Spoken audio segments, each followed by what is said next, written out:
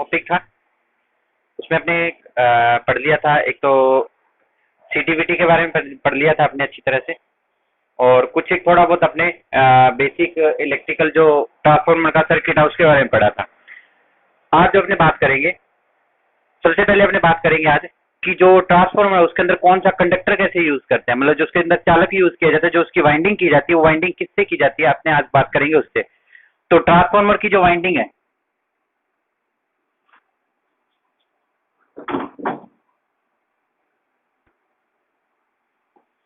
Basically अपने दो तरह की वाइंडिंग यूज करते हैं कि दो पदार्थ अपने यूज करते हैं। पहला जैसे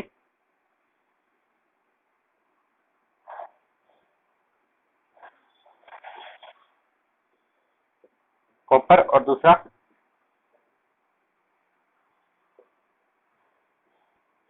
एक तो कॉपर दूसरा एल्यूमिनियम, एक कॉपर और दूसरा एल्यूमिनियम।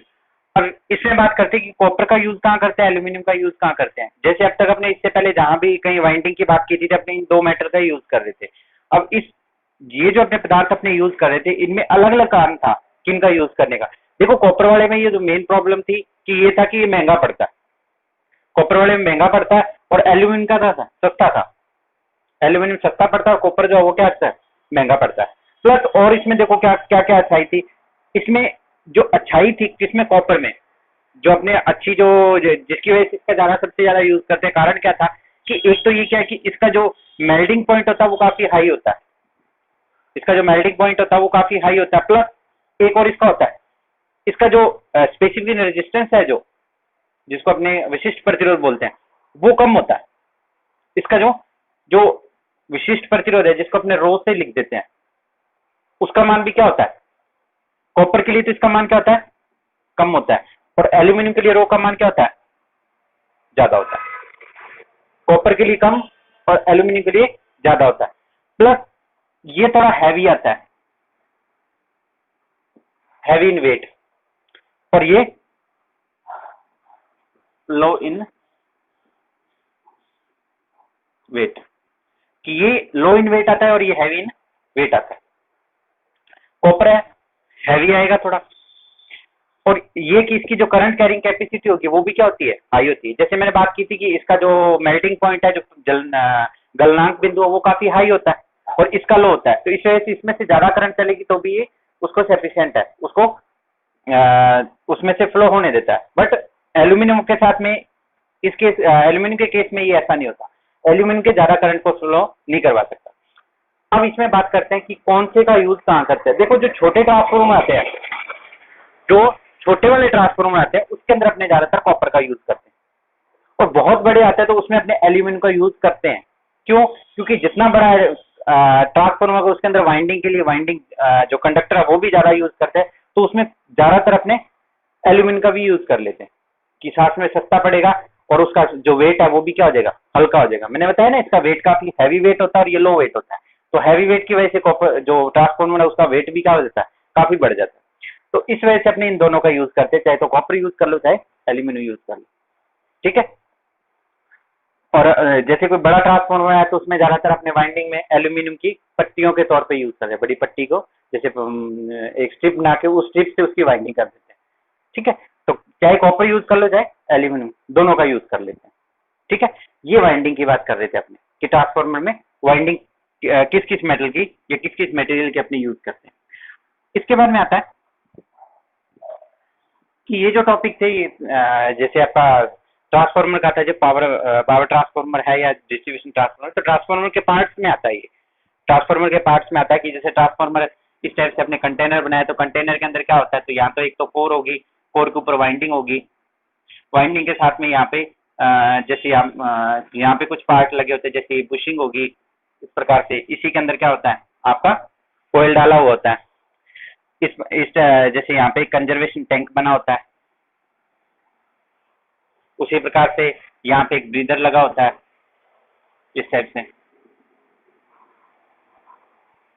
तो वो अलग अलग पार्ट है, उसी पार्ट में एक ये पार्ट था कौन सा, वाइंडिंग का, कि ये जो वाइंडिंग होती है किसकी बनी होती है। उसके बाद में उसमें जो एक और टॉपिक आता वो अभी अपने इस पे डिस्कस करते हैं, वो आता आपका इसके अंदर ट्रांसफार्मर ऑयल की बात करते हैं। जिसके अंदर अपने ट्रांसफॉर्मर ऑयल यूज करते हैं, उसके बारे में बात करते हैं। तो ट्रांसफॉर्मर ऑयल जो आता है, अब मेन तो ये पहले, सबसे पहले तो ट्रांसफॉर्मर ऑयल के बारे में अपने इससे पहले थोड़ा बहुत डिस्कस कर चुके हैं, लेकिन थोड़ा सा और बता देता हूँ कि ट्रांसफॉर्मर ऑयल का काम क्या है। मेनली ट्रांसफॉर्मर का ऑयल का काम है एक तो इंसुलेशन का प्रदान करना, किसके लिए, वाइंडिंग के लिए इंसुलेशन का काम करना। दूसरा क्या है, उसको कूलिंग के लिए यूज करना। मेनली जो पर्पज है वो कूलिंग पर्पज आता है उसका। मेन क्या होता है उसका, कूलिंग पर्पज है। कूलिंग पर्पज के साथ में उसका क्या होता है, वो साथ में आपका क्या होता है, इंसुलेशन का भी काम करता है। बट मेन जो काम होता है वो कौन सा होता है, इसका कूलिंग पर्पज से इसका यूज करते हैं। अब यहाँ बात करते हैं कि कूलिंग पर्पज से यूज करें तो ट्रांसफॉर्मर ऑयल में होना क्या क्या चाहिए, ट्रांसफॉर्मर ऑयल में क्या क्या खूबियां होनी चाहिए, या उससे पहले अपने बात करके ट्रांसफॉर्मर ऑयल अपने होता कौन से टाइप का है। तो ट्रांसफॉर्मर ऑयल आपका दो टाइप का होता है। ट्रांसफॉर्मर ऑयल आपका मेनली जो आपका वो दो टाइप का आएगा। एक तो कौन सा होगा, एक तो वो होगा जैसे प्राकृतिक ऑयल आता है, जिसको बोलते हैं अपने सिंथेटिक ऑयल तो होता है जो अपने खुद डिजाइन किया जाता है, और दूसरा आता है आपका प्राकृतिक ऑयल। प्राकृतिक ऑयल क्या होता है, प्राकृतिक ऑयल के अंदर क्या करते हैं कि जैसे जमीन से अपने पेट्रोलियम पदार्थ निकालते हैं, उसी में से शोधित करके किसका यूज करते हैं, अपने जो प्राकृतिक जो नेचुरल नेचुरल ऑयल, जिसको मिनरल ऑयल भी बोल देते हैं, नेचुरल ऑयल या फिर मिनरल ऑयल। तो ये नेचुरल ऑयल कहाँ यूज होता है, ट्रांसफॉर्मर में। और ये नेचुरल ऑयल बनता कैसे है, जमीन के अंदर जो पेट्रोलियम पदार्थ है उसको शोधित करते करते उसमें से अलग अलग पार्ट में, जैसे पेट्रोल, डीजल, कैरोसिन और ये सारे निकलते, उसमें से एक नेचुरल ऑयल या फिर मिनरल ऑयल वो भी निकलता है, और उसका यूज अपने इसमें करते हैं ट्रांसफॉर्मर में। ठीक है, इसमें क्या होता है कि थोड़ी सी कुछ कमियां होती है इसमें। जो मेनली ये कमी होती है कि तो इसमें थोड़ा सा मॉइस्चर होता है, नमी होती है इसमें। तो जहां पे नमी है ऑक्सीकरण होगा उसका, नमी है तो ऑक्सीकरण भी होगा, और उसके अंदर क्या होगी, डाइलेक्ट्रिक स्ट्रेंथ भी कम हो जाएगी।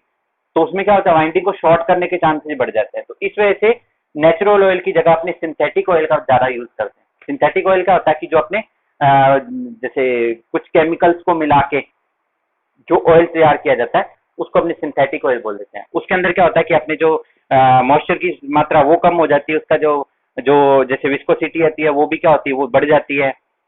ये कुछ एक उसमें जो प्रॉपर्टी थी जिसकी वजह से अपने इसका यूज करते हैं। तो ध्यान में रह जाएगा कि पहली बार तो नेचुरल ऑयल यूज कर लेते हैं और दूसरा सिंथेटिक, या उसको मिनरल ऑयल भी बोलते हैं। मिनरल ऑयल और सिंथेटिक ऑयल। मिनरल ऑयल तो कौन सा हो गया, जो आपका प्रकृति से सीधा निकलता है और उसको अपने शोधित करते हैं, शोधन से जो प्राप्त होता है वो आपका कौन सा था, मिनरल या फिर नेचुरल ऑयल हो जाता है। उसके बारे में दूसरी बात करते हैं कौन सा, सिंथेटिक वाला। सिंथेटिक वाले में क्या होता है कि अलग अलग पदार्थों को मिला के उनका यूज किया जाता है। जैसे उसमें अपने कुछ एक पदार्थों का नाम भी दे रखा है, जिससे उसने कि यह सिलिकॉन तथा हाइड्रोकार्बन द्रवों के से तैयार किया जाता है। हाइड्रोकार्बन जैसे वो आता ना, जैसे सिंगल बॉन्ड और डबल बॉन्ड वाला सिस्टम, जिसमें कार्बन कार्बन इस टाइप से यहाँ एच जुड़ गया, यहाँ एच जुड़ गया, ये एच जुड़ गया, ये एच यहाँ यहाँ जुड़ गया, इस टाइप से मेथन एथन वाला ये सिस्टम आता ना, जिसमें जिसमें कार्बन के साथ में कोई भी एकल बंध से, द्विबंध से, त्रिबंध से जो जुड़ा होता है संयोजन करके।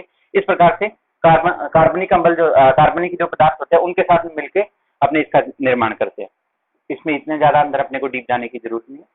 जो अपने बेसिकली यही चीज है कि उसमें कौन सा पदार्थ यूज करते हैं। तो ज्यादातर कार्बनिक पदार्थ यूज करते हैं जिसमें कार्बन की मात्रा पाई जाती है।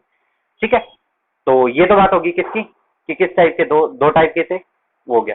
उसके बाद में आता है कि इसके अंदर जो आपका ट्रांसफॉर्मर ऑयल है, उस ट्रांसफॉर्मर ऑयल के अंदर आपके उसमें कौन कौन से गुण होने चाहिए, ट्रांसफॉर्मर के अंदर कौन कौन से गुण होने चाहिए।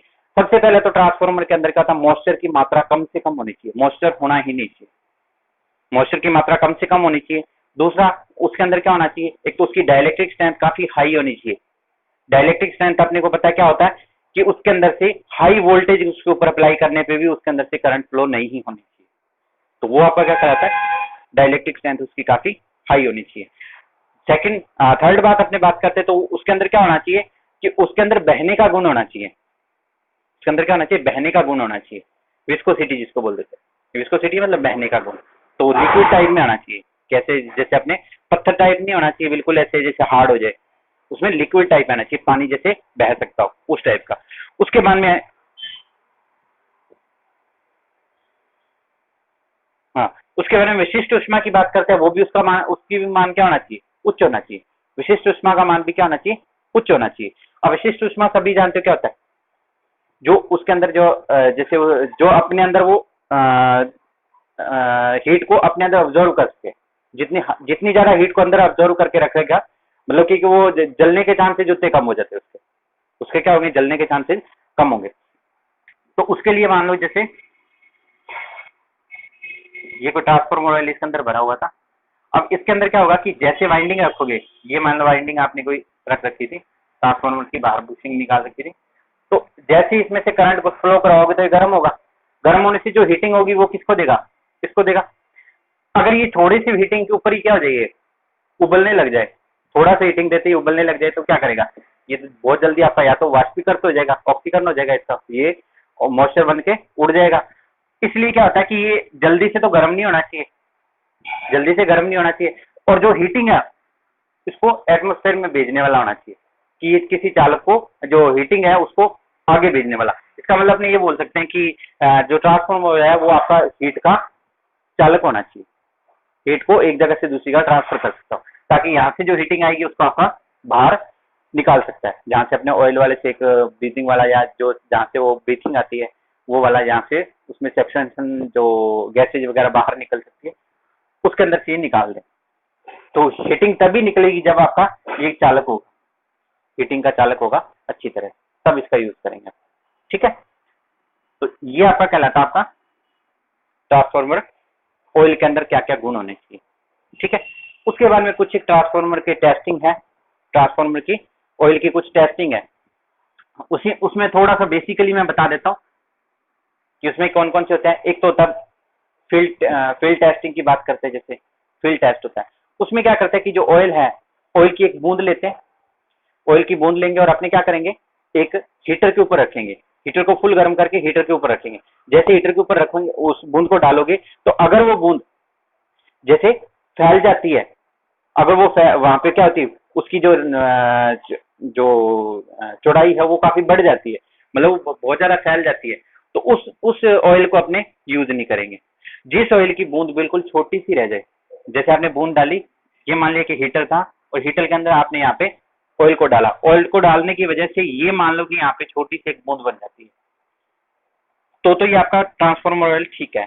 और अगर ये क्या करता है कि अगर ये बहुत बड़ी जगह पे फैल जाता है, तो इसको अपने क्या मानते हैं कि ये आपका काम का नहीं। क्यों, क्योंकि अगर ये छोटा है तो इसका मतलब वो हीटिंग की वजह से वो फैल नहीं रहा, हीटिंग की वजह से ज्यादा फैल नहीं रहा। जबकि अगर ये फैल रहा है, इतना बड़ा हो रहा है, इसका मतलब क्या कि इसके अंदर हीटिंग गर्म होते ही क्या हो रहा है, फैल रहा है। तो फैलने का मतलब ट्रांसफॉर्मर के अंदर ऑयल आपने डाला, ज्यादा ज्यादा अगर वो गर्म होकर एकदम से फैलेगा तो बाहर निकल जाएगा या विस्फोट के चांसेस बन जाते हैं, इस वजह से अपने इसका यूज नहीं करते।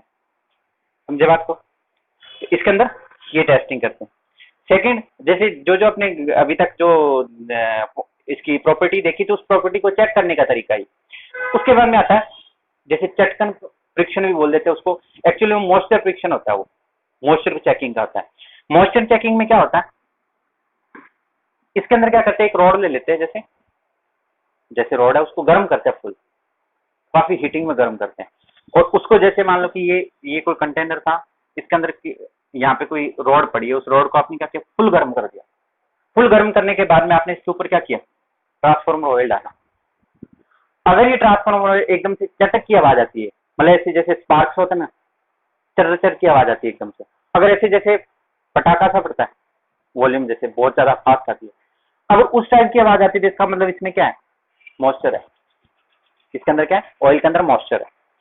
अगर क्या होता है कि वहां सिर्फ जैसे पानी गिरता है, ऐसी आवाज आती है ना, पानी किसी चीज को बुझाने के काम करते तो एकदम जैसी वो आवाज आती है, अगर वो आती है इसका मतलब इसके अंदर मॉइस्चर नहीं है। ठीक है, ये चीज चेक करने के लिए जैसे कई बार घरों में देखा होगा कि जैसे ऑयल है, ऑयल आपने फुल गर्म कर लो, उसके अंदर थोड़ा सा पानी डालो, पानी डालोगे तो क्या होगा, एकदम से चिंगारियां से उठती हो, एकदम से आवाज सी आती काफी तेज, है ना। लेकिन अगर कोई सूखी चीज डाल दो उसके अंदर, बिल्कुल सूखी डाल दें जिसके अंदर पानी नहीं हो, उसको डाल देना, वैसी आवाज नहीं आती। तो ये क्या होता है कि ये सिर्फ और सिर्फ उसको टेस्ट करने का काम आ रहा है, ये क्या कर रहा है, सिर्फ और सिर्फ उसको टेस्ट करने का काम आ रहा है कि उसके अंदर मॉइस्चर कितना है। अगर अगर वो ज्यादा आवाज कर रहा है, इसका मतलब मॉइस्चर ज्यादा है, तो उसको पहले मॉइस्चर को सिखाओ, उसके बाद में इसका यूज करो। ठीक है, तो चटकन फ्रिक्शन हो गया। उसके बाद में एक डाइलेक्ट्रिक स्ट्रेंथ टेस्ट आता है।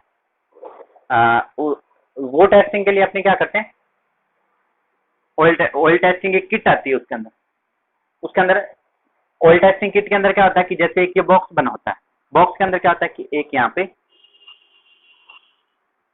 इस टाइप से 2 इलेक्ट्रोड बने होते हैं, इसको ट्रांसफार्मर वगैरह से जोड़ के इसको बहुत हाई वोल्टेज दी जाती है। जैसे मान लो कि 11 केवी या 33 केवी, इस टाइप से इसको बहुत हाई वोल्टेज दी जाती है, ट्रांसफार्मर से ऐड करके यहाँ स्टेप अप करके वो दी जाती है। अब क्या करते हैं, ये एक क्या कि बॉक्स के अंदर होता है, छोटा सा बॉक्स होता है, उस छोटे से बॉक्स के अंदर क्या कर दोगे आप, ऑयल भर दोगे, और इनके बीच में जो दूरी है वो बिल्कुल में रखी जाती है, 0.5 में, बिल्कुल कम। अब जैसे बिल्कुल कम है तो ये मान लीजिए यहाँ तक आ गया और यहाँ तक आ गया, ये बीच में गैप है। अब जैसे ऑयल भर दोगे तो ये बीच वाला भाग के किससे भर जाएगा, ऑयल से भर जाएगा। अब जैसे ऑयल से भरा तो आप क्या करोगे, इसकी वोल्टेज को अप करते हैं, बढ़ाते जाते हैं। इसकी वोल्टेज जैसे जैसे आप बढ़ाते जाओगे, शुरू किया आपने जैसे 100 वोल्ट, 200 वोल्ट, 400, 1000, 2000, 3000, ऐसे करते करते एक मान इसका फिक्स करेंगे कि जिसपे क्या होगा कि एकदम से स्पार्किंग होगी, इसमें नॉर्मल चलता रहेगा, जैसे एकदम एक पॉइंट आएगा जिसके अंदर क्या होगी, एकदम से स्पार्किंग होगी। स्पार्किंग होती है, आप ये देखोगे कि हाँ उसमें चिंगारी उत्पन्न हुई, वो ऊपर से इसके ऊपर ऊपर कांच लगा होता है, इससे देख के हाँ ये चिंगारी उत्पन्न, जहां चिंगारी उत्पन्न हुई इधर मीटर लगा होगा, वोल्ट मीटर से आप इसकी रीडिंग चेक कर लोगे, वो उसका क्या हो जाएगा, डाइलेक्ट्रिक स्ट्रेंथ हो जाएगी। जैसे मान लो कि इतना ऑयल था और ये 11 केवी या 33 केवी तक, 11 केवी के मान लो आपने सप्लाई, ये 33 केवी थी, तो जैसे इसके अंदर से 33 केवी से ज्यादा डालोगे तब क्या हो रहा है, ये स्पार्क कर रहा है, इसका मतलब 33 केवी से कम वाली वोल्टेज के ऊपर आराम से काम कर रहा है। तो इस प्रकार से इसको अपने बोल देते हैं डाइलेक्ट्रिक स्ट्रेंथ टेस्टिंग का काम। ठीक है, ये समझ में आ गया, 3 टाइप के हो गए थे, एक चौथा हो रहा है इसमें।